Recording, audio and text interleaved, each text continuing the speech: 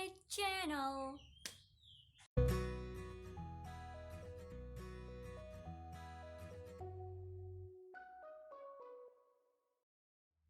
Hello lovers.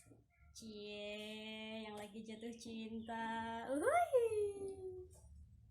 Have you done the convention yet? Well, it doesn't matter if she is already yours or you just want to use these expressions to confess instead.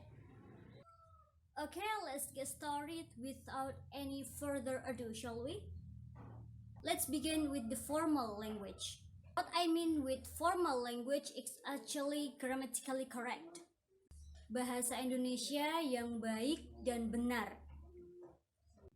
You can say, aku cinta kamu. Believe me, almost nobody in the entire country would say this sentence. This sentence is actually a translated sentence from another language. It is grammatically correct, but we as native speaker don't use this in the daily basis. Maybe in the movies or novels you might find it, but personally I don't recommend it. Aku mencintaimu. Aku mencintaimu. This sentence is kinda common to be used, especially among poets and writers, or someone who gets used to poetic sentences. The sentence is also often found in literary texts such as novels, such stories, even movies. Sometimes in the poetry or songs, we also use ku cintaimu, ku mencintaimu, ku mencintamu. But none of these sentences are grammatically correct.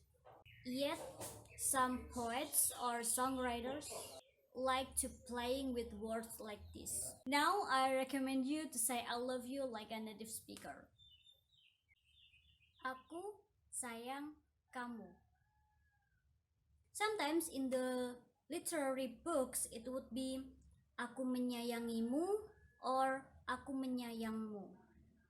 Aku sayang kamu, aku menyayangimu, aku menyayangmu. Okay, now let's go to the another expressions which are related to this. Seduction sentences. Aku suka kamu, aku menyukaimu, aku padamu, bersamamu aku sempurna, denganmu aku utuh, aku kangen kamu, aku rindu kamu, aku merindukanmu. Aku ingin menghabiskan sisa hidupku bersamamu. You know what? I think that's enough for today. Hit me up if you want me to continue with another seduction sentences in my next videos. With always full of love regards, V stops chattering.